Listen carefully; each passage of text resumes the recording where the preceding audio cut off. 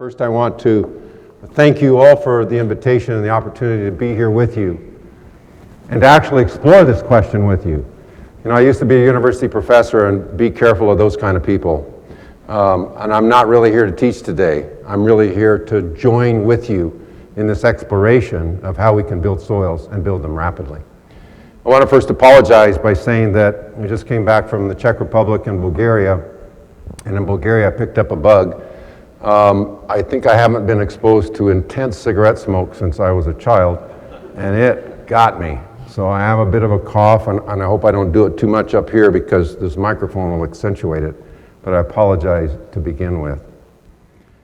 You know, RN, I really think that your introduction today was trying to kind of smooth the terrain out before you put me up here. So hopefully I don't get controversial at all. Because I want to position this by saying not only am I 99.9% like you and similar, I've been on a learning curve. And I grew up on a conventional farm with peaches and walnuts and cotton and oat hay and cattle. And in essence, high input, high yield focus. My soil science class was just like RN's, it's chemistry. And in fact, as I started to travel the world, I saw we were in trouble. The way we've been doing things, actually for 10,000 years. It begged me to think in terms of things a little bit more broadly. I've had a minor brush with Texas in different ways, in that Bill Pope, who ran the leadership program here for years, he and I were colleagues for a number of years and enjoyed him thoroughly. When I ran the Center for Holistic Management, the Savory Center out of New Mexico, we inherited a large ranch. And that really helped that nonprofit quite a bit. That was because of the 7 gas wells that were on it, not the cattle. Anyway, it was an interesting experience because Alan really talked about whole systems. That was important. It's really important. What I saw around the world is that this issue of soil loss and degradation, the capacity to produce food, the breakdown of water cycles, actually, I'm going to use the word climate change, was a huge problem to the future. So one of the reasons I'm here today is for this young man, William Petersman, who's sitting back here, who's 9 or 10 years old. I just met him and saw him in the audience, and I said, I think that's why we're here. How do we create a future in these extreme challenges with 8 billion people, with a practice that we've had working with soil that's been degrading, to where the FAO tells us we have 55 years of topsoil left before it's either degraded or lost on the planet. And from what I've seen, that's accurate. And according to our climate scientists, we have about 10 years to turn this around. And in a regenerative sense, we can fix both of those things. And you're here because you've already started that process. You've already started to fix those things. And that's a real change in paradigm. Scientific paradigm usually takes 100 years to flip. That's what Kuhn, the inventor of the word paradigm, explained. It usually takes science 100 years to make the transition from where they were, geochemical soil science, to living, breathing biology, a living system. How Earth took itself in the creation, in the magnificent genius of how creation was made, from 4,000 parts per million of carbon dioxide to 280, where our civilization really started to function, where humanity could come forward on this planet. You know, one of the things is, I just have to recognize right now, Carl Pepper, you're in this room? Where are you? RN said you were here, no? Did he? You and I have talked on the phone. Pleasure to meet you. Carl and I have both had some organic background. Part of my journey was to go through the organic world. And that was at the Rodale Institute, leading that institute in its research. But one of the things I recognized as I came out of the conventional high input world into an organic system was the tillage question that RN brought up. And it was at a research center in Ohio, where Ratan Lal's work, part of it was taking place, and one of the science technicians there said, well, you know, you organic folks, it's not the future. I said, why do you make that case? He said, we weigh soil. We have scales under these fields, literally. During the Great Depression, the workforces came in and dug underneath the fields and put scales, and they could measure how much soil was lost. They said, with your tillage, it's not a future. And that put a question deep in my mind. It's why I went with Howard Buffett to Africa, is how do we bring the two ideas together? And how do we begin to think in terms of not both disturbances, but supporting the life? Now, it was not my expertise, but as a bit of a farmer, it was the question I held, and I wanted to learn because I knew it's important and crucial to the future of humanity. So, incidentally, my bio says Cal Poly. I'm a professor emeritus at Cal Poly, full professor, there for 12 years and walked out the door because I knew there was more that could be done around the world, what I'd been seeing. And the campus wasn't the place to do it. I'm back with the university now. I don't know why that's happening. Back with the university now, only because I know that's a paradigm that deeply needs changing and really core research needs to be accomplished. So let's see if this goes forward. I don't think so. Advance, please. So here in Africa, just as a grounding point, the question I had, Howard Buffett was kind of anti-organic. I said, that's fine, we don't have to use that word. But I'm going to try and set up a system of bringing no-till into a realm where there's no outside inputs. And the only thing I purchased was seed. And Howard said, I'm going to give you the best, worst soils you can farm. Well, they were sandy, they were phosphorus deficient, and certainly didn't have enough nitrogen to do anything. But what I found is in some very simple practices, very rapidly, we get 5 times the yield of what the smallholder farmers could get. And the most food insecure majority of the world are rural based. They have land to farm, but they're getting less than a ton of corn per hectare. And so they don't have enough money to send their kids to school for school fees. They don't typically have enough food for food security. That's where our brothers and sisters that don't have enough to eat. So it was a deep question that resided in me is, how do we help shift that?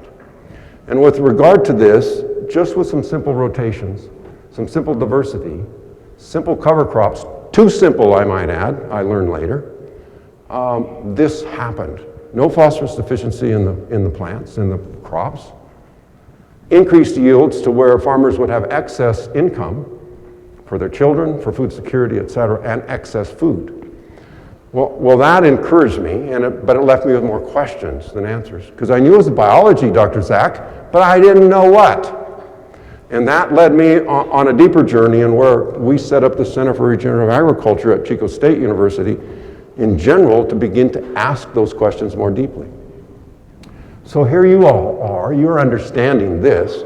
You're building your soil health by getting this free fertilizer from the atmosphere, carbon. Most important fertilizer for the soil. And you're starting to capture it and grow it. Wonderful. That starts to affect a couple of different things. Are we going to kill this and go to that? I think so. Okay. We're going to try anyway. Well, I'm hearing a pretty good echo up here too. So. Are we on? Yep. So this, of course, is a crucial element that you are here today because you've begun and you're learning. And we're sharing, and we're going to continue to learn as we try and move this process forward. What I saw in Ghana, I was sitting with Dr. Kofi Boa up, and he was a University of Nebraska graduate, but he's a Ghanaian, some experiments in 4 different ecoregions in Ghana in looking at no-till as one of the prime core, that's one of Howard Buffett's cores, in the systems. And in these 2 plots of cowpeas, the background and the foreground, the only difference in those treatments are tillage. The foreground was tilled in the normal way, the way the Ghanaian farmer would till. The background was not tilled, and that was in a rain-short year. So that's either starvation or food security, based on tillage alone. Now I'll tell you, there's one of the things that I learned, this was in Texas when I was running the Center for Holistic Management. There was a guy that came and talked about compost, and this was back in about 2001 or 2, and he said he was traveling through West Texas, through some cotton areas, and it was a drought year, and the cotton was about 6 inches tall, and he all of a sudden saw this field that was about knee-high. And he put on the brakes and knocked on the door and said, wait a minute, the rain didn't just start on your farm and stop at the edge of it. What's going on? Farmer said, oh, some guy came along and sold me these organisms to put out there, and I just spread them, and that's what happened. And this compost guy said, can I dig some plants up and take them to my lab? And he said, sure. And he took them to his lab, and the difference between that field and the neighbor's field was fungi. And that's where it stayed in my mind that this is kind of an important element. When I was at Rodale Institute, we saw carbon accrual having a strong correlation to fungi. Particularly, we were looking at mycorrhizae, but fungi. Next. We're doing some work on a major research project in Blythe, California. Deserty, certainly. They do not have a shortage of water until the Lake Mead or whatever runs out, and then they will. But in fact, the Metropolitan Water District has been paying them to set aside about a quarter of their land, $1,000 an acre. I'd probably set aside too. That's farming the system, not farming. Problematically, as they say, because the old mindset is no living root, because that takes water. So keep it bare. That's where I got invited down and spent some time with this farmer who I love. He's changing his mindset so fast, it's just phenomenal. But I said, let's challenge that equation. I said, I remember walking to the back corner of my farm one time, and I traveled too much. I wasn't getting all my weed eating down along my fence line. I got back late in the spring, soil was drying out, was dry, except I got to the corner where I hadn't cut the weeds down. I finally cut them down, and the soil was still moist. So what's this idea that a live root steals water? And that's what we kind of challenged in the system, and we have some research going on here. We know, basically, in that soil, I put a thermometer in, it was 100 degrees outside, soil was 120. In Africa, it got up to 140, 150. How good does biology and plant do in that kind of environment? So this is where treating soil differently is important.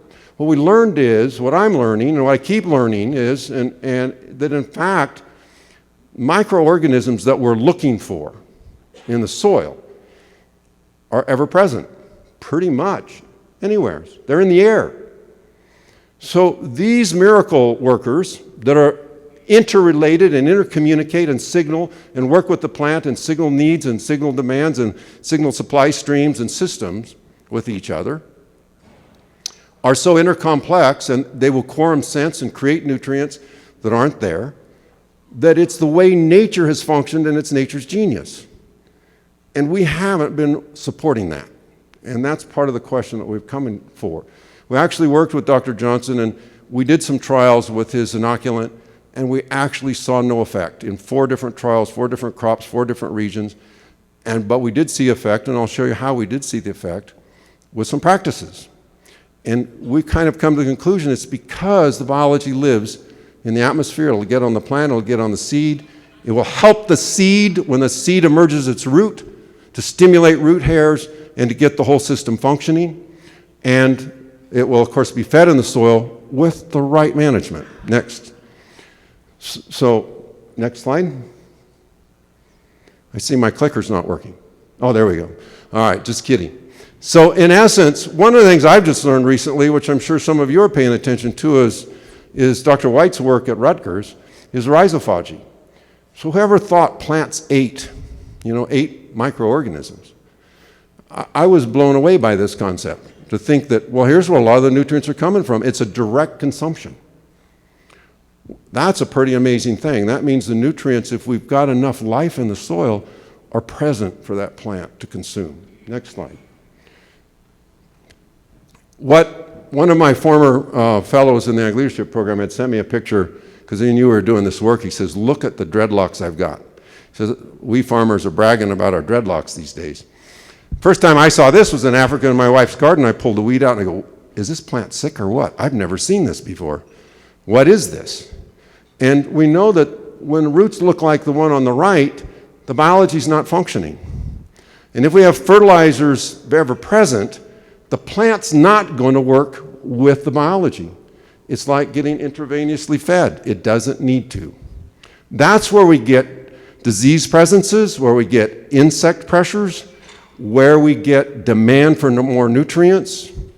Whereas if we come to this scenario, in supporting the matrix of life in the soil, we start to eliminate most all of those concerns in the system. Next slide. So here's a beautiful slide that really shows us what's going on with what Christine Jones refers to as the liquid carbon pathway. So photosynthesis, coming CO2 out of the atmosphere with the sunlight, converted to sugars and carbohydrates, certainly goes to build the plant, but also to feed the organisms, sugars and carbohydrates. They say, feed me, and we'll feed you. And so that interrelationship gets to being developed. And if the plant signals, I need sulfur, then the sulfur demineralizing bacteria raise their hands, say, present. The plant feeds them. They replicate in 20 minutes, double their numbers, demineralize and bring the sulfur, and on they go. So this is how nature wants to work. Have you ever walked into a tropical forest and seen nitrogen deficiency? There's 15 species of nitrogen, free associating nitrogen fixers. Not dealing with legumes, free associating, free, that when we feed can start to provide that nitrogen to the plant. Next slide. Dr. Zach's here, and I hate to even talk about fungi in front of an expert, but let me just say that in essence, if we consider what this fungal network can do, and consider when, like the mycorrhizae as one of the species that's important, really become associated with the root, it can extend that root surface 1,000-fold. That means it can find water droplets that the plant could have never reached in a drought year. It means that it can help demineralize or use the organisms that demineralize, bound up nutrients like my phosphorus deficient soils, and bring that to the plant. It's a critical system that's part involved in the signaling, in the transportation, in the demineralizing, in the accessing of the nutrients the plant needs. It's also free. And I don't necessarily recommend you go out and inoculate. I said we haven't seen the need. We haven't shown that that's important. But here's a study in University of Florida with mycorrhizae inoculant in the upper right and lower left, and not inoculated in a drought year. Goes back to that Texas compost guy who saw the cotton differences.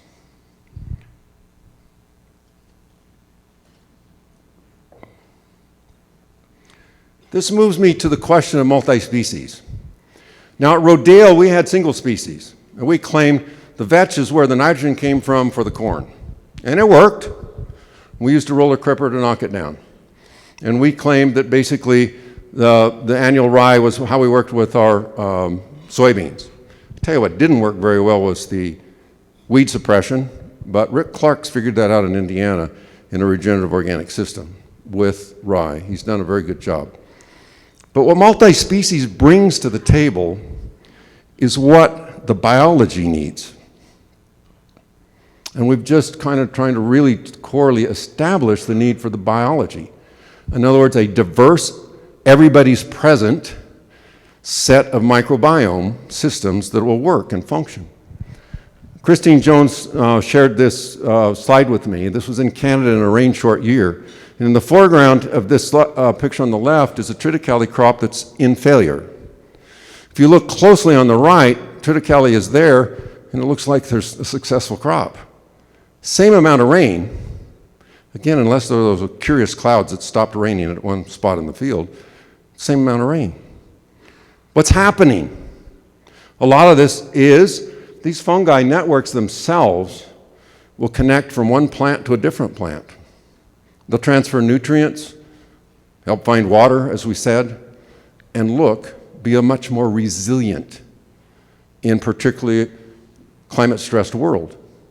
So this is where the biology and nature is resilient in most cases.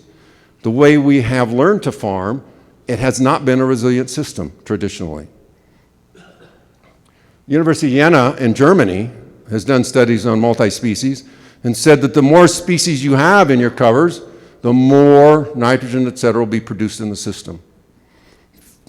Again, multi-species brings different root architectures, and it brings different exudates feeding different organisms.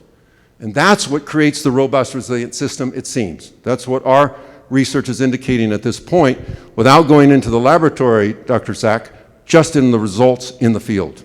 Next slide. Problem is, our research, our science, our universities, since the time of enlightenment, which I'd like to refer to as the time of endarkenment, we have looked at science inappropriately as a mechanism system. So we can put one thing in and fix this. So let's study this one thing. Dr. Cindy Daly and I were on a call with some preeminent scientists in soil and carbon at one of the preeminent universities in the United States. There were 4 of them, and they told us to be careful what we said about what regenerative agriculture could do. And I live in San Luis Obispo area, and the university's up in Chico 6 hours away, and I'm texting Cindy as we're on this call. I go, we're just kind of farmer scientists. We're holistic thinkers, and somehow we know more than they do. Just because we're paying attention and observing, and then we're beginning to evaluate and study whole systems. And this is the wrong approach. This is what's gotten us into trouble. Next slide. So in Blythe, California, we worked with this farmer. I went down and said, well, let's look at this water-saving things differently. Let's look at your soil health differently, and let's not do this fallow. He said, I'm in. He said, I've been farming for 30 years. He said, when we started, like our Sudan hay, we get 14 tons an acre. He says, now we're putting twice the inputs in and we're getting 7 tons. Because I'm killing the soil, and I know it. So he went with us on these multi-species cover crops. Next slide. And what we've seen in the data here is that we've seen that soil temperature, certainly, when you're covering the soil, when you have a live root, you shift the soil temperature so you have more life going. Next slide. Excuse me. We know that the biology shifts. We jump the life of the soil. That's very crucial in this discussion. Next slide. We know that the fungal to bacterial, this is for soil aggregation, but we know that the fungal to bacterial ratio has shifted, and we know mycorrhizae is one of the biggest sort of species that's going to glue those soil particles together to create aggregation. And this has become a common theme in our research in now 4 different studies. One in grasslands, where we planted a multi-species cover in native grasslands. One in vegetable crop production. One in a corn and pinto bean rotation in Arizona. And one down here in a hay scenario. Every time in planting the multi-species covers, the soil biology shifted from bacterial dominant, which has been the biome that's been helping to destroy the soil, to fungal dominant. We need all those bacteria too, but we need a fungal dominance, it appears, and system jumps. Next. Soil carbon is jumping in this scenario. Next. Which of course is our primary fertilizer. And the soil changed. This farmer's going around, he's digging up soil and he's going around teaching other farmers. He came to a board meeting we were invited to the Metropolitan Water District that represents 19 million people in the state of California. He brought his soil samples and I held them up for the board and said, look at the difference we've made in 2 years. They were awestruck. They're realizing that their policies are damaging their farmers, the planet, and the future of water in the system. Next slide. So what happens is this is in Wilcox, Arizona, on Howard Buffett's research farm. And now we're into our 5th year in this study, although this data came earlier. Again, we saw a fungal dominance come forward in this system. That farmer, go ahead and change the slide. That farmer told us, and I worked with him in Africa and working with him here, he said he could feel the difference in walking on his field. I thought that's pretty amazing. Well, we've watched his bulk density change rapidly in these 2 years. We wished we'd have taken data at year 1. But most everybody says you can't change it that fast. But the farmers saw it and they felt it. It did change that fast. Next slide. Soil aggregate stability, of course, jumped with these multi-species cover crops in no-till environments. Next. And what we saw basically here in water infiltration was a huge difference. Next slide, please. This is in Blythe. Happened to be down there one time. It actually rained. They had 1/1500ths of an inch of rain. Here's the till field 8 hours after it rained. What's that percolation rate? It's about 0. I think most of that water evaporated. They weren't able to capture it in those tilled fields. So when Gabe Brown talks about his farm going from 1/4 of an inch of infiltration per hour to 11 inches per hour, this is the shift that we're making, is the ability to capture whatever rain you do get and to take it into the soil. In Blythe, it's even more important. When you have standing water in a field and it's 100+ degrees outside, you start to cook the alfalfa. You want that water to go down and to cool instead of heat. Next slide. Shift, there we go. So here's the data that to me is so encouraging about a future for our planet, for our farmers, for your economics, for our young gentleman here today and his future, and that is how much carbon can actually come out of the atmosphere and be banked in the soil for fertility, for profit, for life, for biology, for water percolation, for bulk density, for crop yields without expensive inputs. This was a no-till operation since 2014, and you notice the soil carbon is increasing. When we inserted multi-species cover crop in 2019, look at the jump. That equates to 10 tons per hectare per year. Literature says you can do 1 ton. No wonder the farmer could feel it when he walked onto the field. That's a solution to climate change. There's nothing else out there that can solve a drawdown question. I've been in conversations with Paul Hawken, who wrote the book on drawdown and had all the experts, and I used to argue with him on, you're not looking at regenerative. Well, there's not good data. That's part of the reason we're trying to collect the data. This is the kind of good data that we should say, agriculture is our future when we change to this living system, when we change to that investment. Next slide, please. Are there economics in it? In year 1 in corn, in a lot of organic transition, they say it takes 3 years to build that soil back. In year 1 with this system, and they maintained Roundup in the system, they maintained spraying, et cetera. When we did conventional with 250 pounds of nitrogen per acre versus 15% of that, there was no difference in yield. Why am I writing a check for 250 some pounds of fertilizer? That's what Gabe used to always tell us. He goes, I'd rather sign the back of the check instead of the front of the check. With 0, we had a little less yield, but we still made more money than 100%. That was in year 1. We're in year 5 now when corn gets planted. I'm going to be very anxious to see these numbers, particularly with the price of fertilizer, which is 3 times higher. That's going to be dramatically different. Next slide. So, let's skip that one. It's the same one. In the pinto beans, the alternating years, this is year 4. So year 2 and year 4 was pinto beans in the rotation. Multi-species in the winter.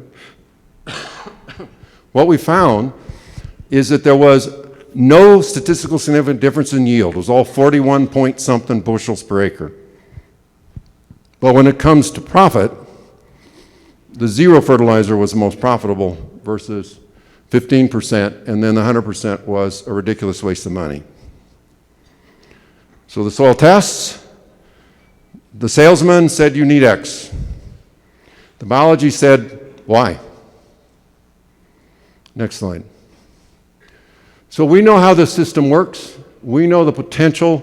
No, we don't know how it works. Actually, nature still is holding most of her secrets from us, and I actually hope she never reveals them to us because somehow we'll screw them up or overexploit them. But having said that, we're understanding that the system wants to capture carbon and build fertility and increase yields, increase profit, increase resiliency, improve water cycles, et cetera. And we're knowing now how to support that. Next slide. I just want to throw this in here. Tomorrow I'll talk a little bit about this experience just last September in India, where they have converted 600,000 farmers in one state, Andhra Pradesh, to a 0 budget natural agriculture. And that means no outside inputs. And their premise is diverse plantings. This is diverse plantings of the cash crops. That's a little hard for us to harvest. Unfortunately, they have really cheap labor, and so they can harvest it by hand. So there's about 6 different species in these fields. This is a mango grove. The mango farmer he had left his farm and abandoned it, and when he learned about this, he came back and he interspecies planted. He has cowpeas, he has pigeon peas, he has castor bean, he has chili, he has millet, a whole bunch of different species in that field. When he marketed his mangoes, the people said, I haven't tasted a mango like this since my childhood. Because the biology brought the micronutrients to the plant.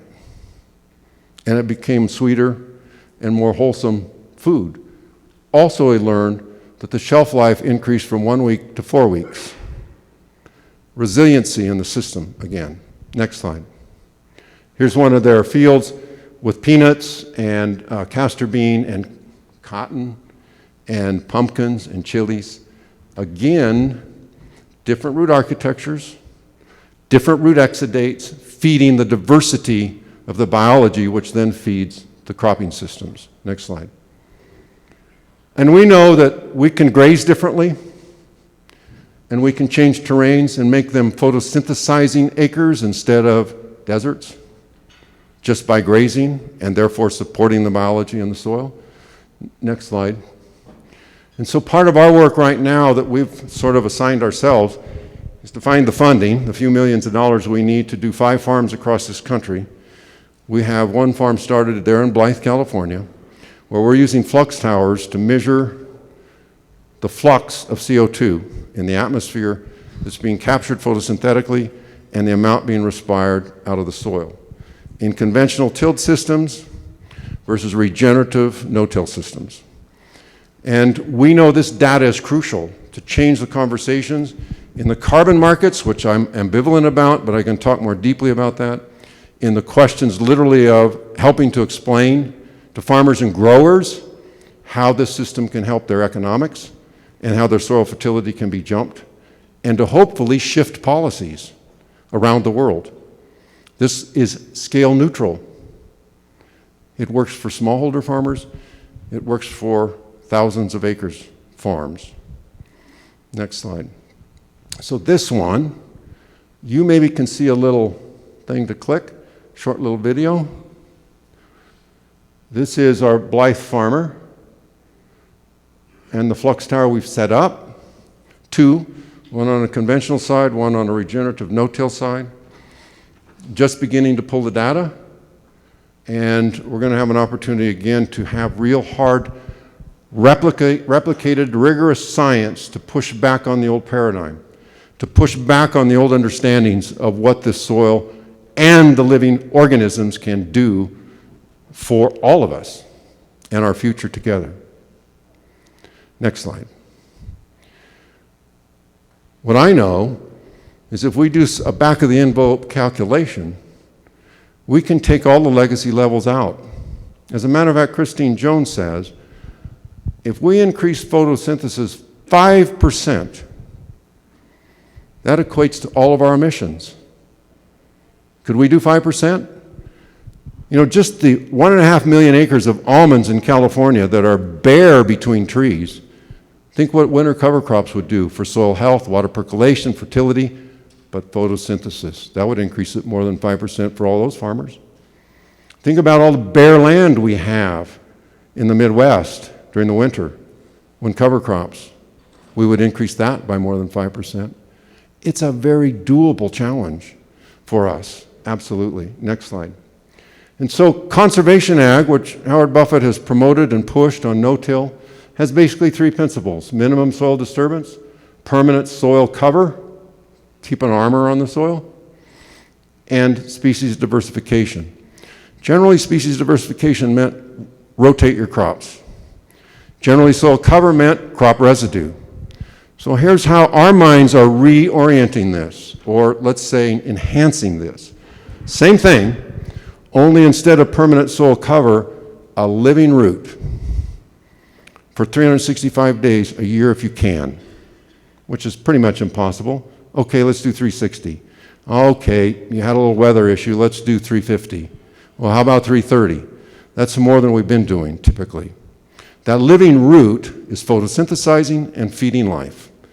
And that's the big difference, and that's the powerful soil cover. And the next thing is diversity. Our cover crops need to be probably 7 to 10 species. Some legumes, grasses, and forbs.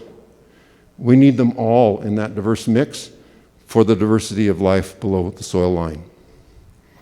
Next slide. I don't need to go over this. I think I have one more. I don't. But what I want to say is that you as farmers, you've done some trials, you have your questions, you have your concerns, you have your banker you have to answer to, you have a history, you have experience, you've had success, and some of this is nail-biting. So I just want to open it up for discussion, dialogue, challenges, questions, sharing for the minutes we have left, and I don't know how many that is. Got a question over here. Thank you. Hi, so I manage dryland acres up near Amarillo, Texas. A lot of that's, so about 5,000 acres that we lease out to different farmers. One year I custom planted wheat, and I also custom planted like a 10-way species mix, but the germination on it was so poor. And, we've had, spells of 6 months without rainfall. So I'm kind of wondering if we shouldn't maybe try to plant back to grass and try pasture cropping, or maybe just, try a few times to get a cover and start to, build some soil, but kind of on the, yearly lease payment / yearly, summer crop or winter wheat kind of thing. We grow mainly winter wheat and sorghum where I am. I feel like we have to come up with a slightly more long-term system. So I'm wondering if you can comment on, maybe trying to go back into this multi-species cover, which had poor germination and was way more expensive per acre than wheat seed, or maybe some sort of pasture strips or just direct grass planting, and then trying to plant a cash crop into that after a few years. My response to you is yes. And the reason I say that is every time we want to engage this, we would love to have a recipe, but everything's context specific, every scenario. And the way you're thinking about it is the way I'd think about it. I would think, should I be going into multi-species grasses? Should I be doing grazing scenarios and not trying to extract cash crops out of it? If I can only get a single species crop each time, then I keep extracting. There's no way I'm not extracting out of that system, and I'm losing carbon 10 to 1. So I'm degrading the system at the same time. So that's where this policy question to me is a problem. We have policies from our government that's basically how do you degrade soils? Face it, So if where I have ambivalence around the carbon markets is, if in fact though, there was a payment to you as a farmer to capture carbon from the atmosphere, me as a carbon emitter, consumer, I should pay you to take my carbon out of the atmosphere. If I did that and you just went and used whatever moisture you had to grow a multi-species and built that soil over 10 years, capturing carbon, and that's one trial we actually talked this farmer into letting us do, is just plant 3 cover crops a year. Let's see how much we can capture. What is the potential? Is that a marketable item that you're doing a global service? You are actually doing a global service. And you're building soil. Actually growing soil in depth and in height, growing the capacity to hold carbon. And that could build a much more resilient system for the future if we needed to cash crop it out. He has another comment or question. One follow-up comment to that. The pasture I'm talking about is right next to a playa. And so if you could increase your cover on that playa. Sorry, if you could increase your cover on the pasture right by there. Playa, you might not be as familiar with them, but they're actually one of the best ways that we replenish the Ogallala aquifer.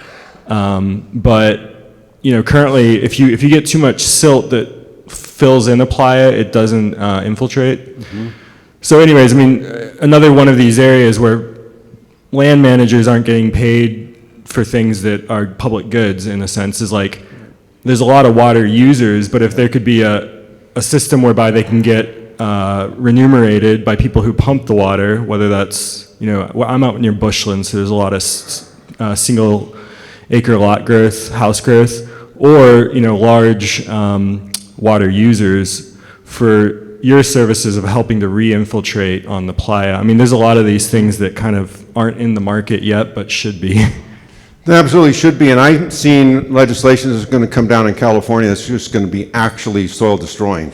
They want to set aside land and don't grow anything. Holy smokes. I mean, we need to go back to how do we capture and actually start to rehydrate our aquifers. And there are spaces in California that would be just like that would start to actually regenerate those aquifers. And we need to be treating this as whole systems and thinking in terms of investment for the future. So if we have policy, if we have government funds coming scenarios, and we will in California, couldn't we do it right for once? And you're thinking along those lines, and we have to have a voice in that conversation. Thank you. Other comments, questions, challenges? I got a comment. I plant multiple species, but my cash crop is sheep. So I have living root all the time, and with sheep growing on it, maybe some cattle, that just makes it that much better. So those that incorporate livestock, you and Gabe Brown, and people that can incorporate livestock, you have a chance to do that for us. And you have a chance, like that Sonora Desert picture, to actually photosynthesize 365 days a year. For those of you farmers that no longer have livestock and are not interested in it, doesn't fit your design, that's part of why Cindy and I, who are kind of livestock people, did research with farms where livestock wasn't present. So we love Gabe, we use Gabe, but we're kind of going, but wait, most farmers are not there. And that's why we're kind of doing these studies. Take a look at it that way. Thank you for what you're doing. It's crucial. That's the way nature wants to work in a whole system. And you're doing it. Other comments or thoughts back here? I'd say the biggest challenge I see with multi-species covers is harvest of the crop following it. That we're growing too many weeds, and I don't know how to get around that. Anyway, just a challenge that I see. Are you irrigating? Where we can. Well, the reason I ask that question is weeds are obviously a huge challenge. So one of the things is there's Elaine Ingham and Dr. Zach, I don't know what you'd say about this, David Johnson and others say, when you get to a fungal dominant soil, it's not the favorite place for weeds. I want to do those studies, but I haven't been able to yet. But of course, if you're irrigating, it offers a chance for a really complex crop rotation system. You may not have the harvesters, the equipment to do it, depending on your scale. But that leaves different planting times, different rotations, different allele paths that want to come forward to begin to break certain weed cycles. Is that a solution? No, but I'd sure play with it if I had the opportunity, because I think there's a way to do it, but it's not going to be easy. And I've watched weed scientists go at it in a way I just think, well, that'll never work. Well, that'll never fix it.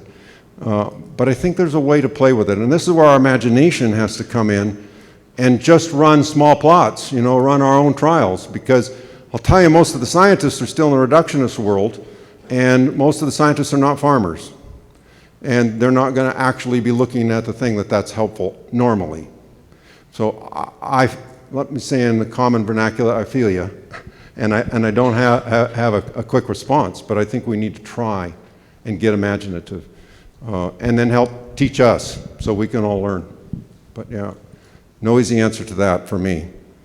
I always hate it when weed questions come up. It's a weedy issue. One of the things that at least one of our presenters is going to talk about tomorrow is, it's all biochemistry. So if we use herbicides or this or that, and they suppress weeds, well, that's chemistry. And so a lot of our weed management is evolving into nutrient management. And when we're deficient in certain nutrients, calcium, available calcium, certain weeds want to grow, because when weeds are growing, they're growing for a reason. They're trying to fix a problem. So they're trying to tell us something, and we're not always really good at listening.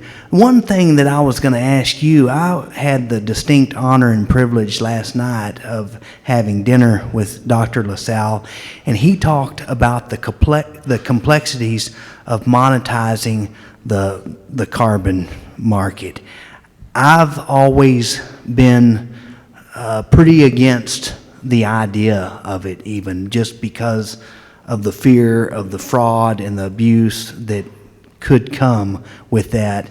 And you were the first person that gave me some hope that it might actually could be done in a fair way.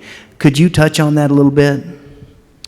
Well, RN, I'd be delighted to. I am no prophet on this, and I'm no deep expert on it, but the question has plagued me for a long time.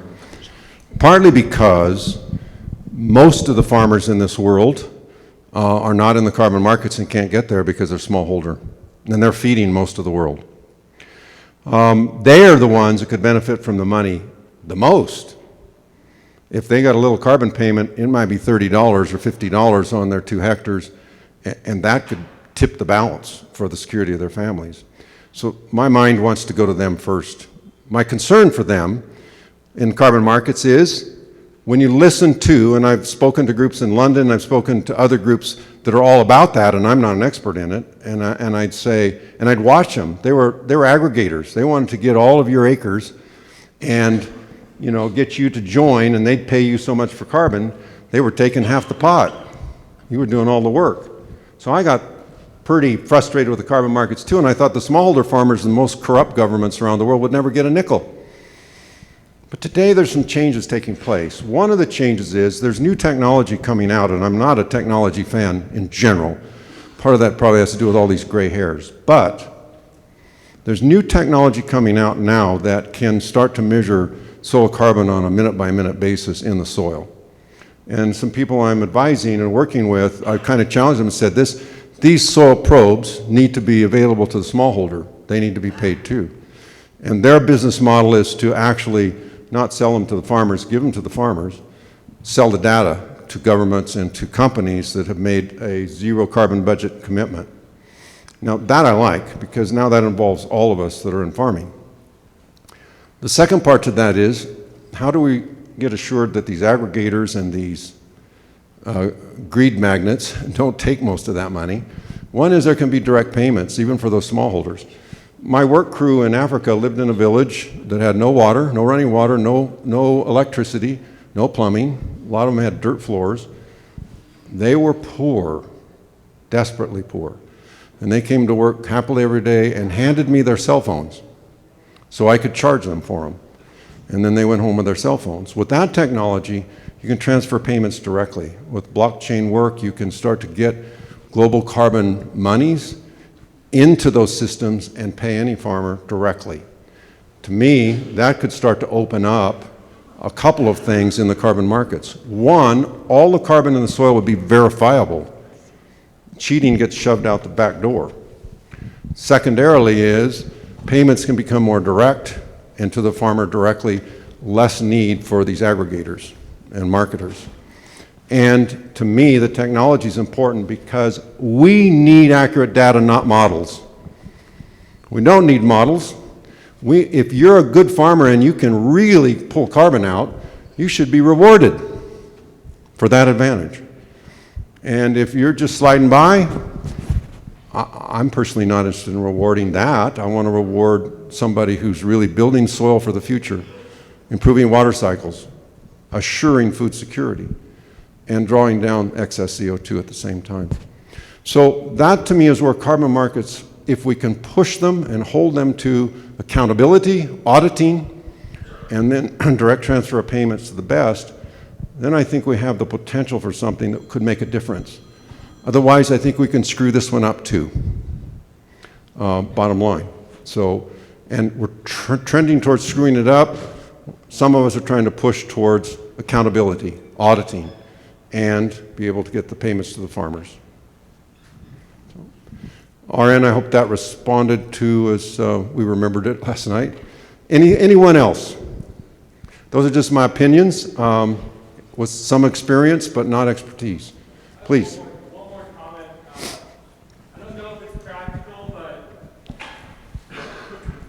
Just another thought on weeds. There's a man named Peter Andrews in Australia. He's come up with a system called natural sequence farming, which is for restoring more grazing land, but farms in general.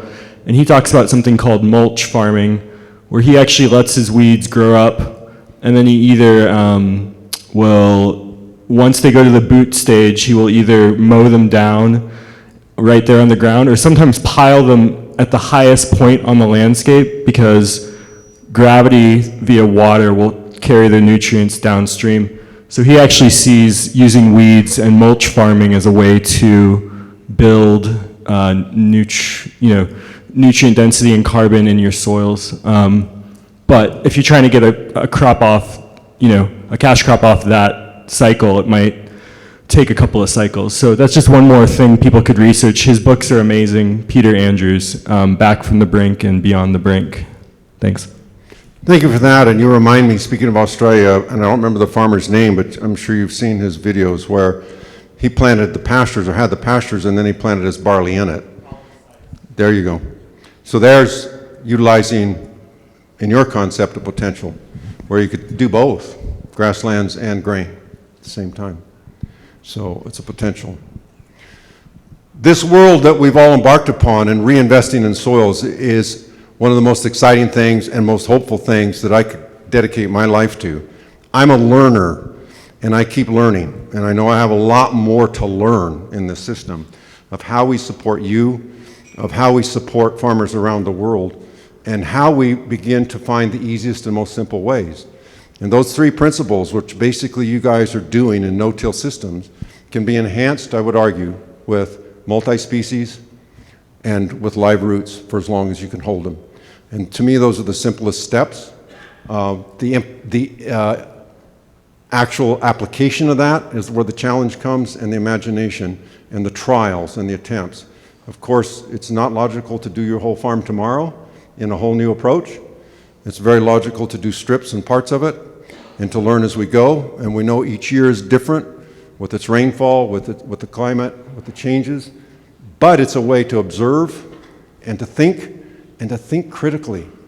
And you have some great resources right here in Texas in this group to share this kind of information. One of the things I've learned about regenerative farmers is they love to share. And they're not keeping secrets. And that's why I love to be a part of it. And thank you sincerely for the invitation and being here with you today. And look forward to continued conversations. Thank you very much.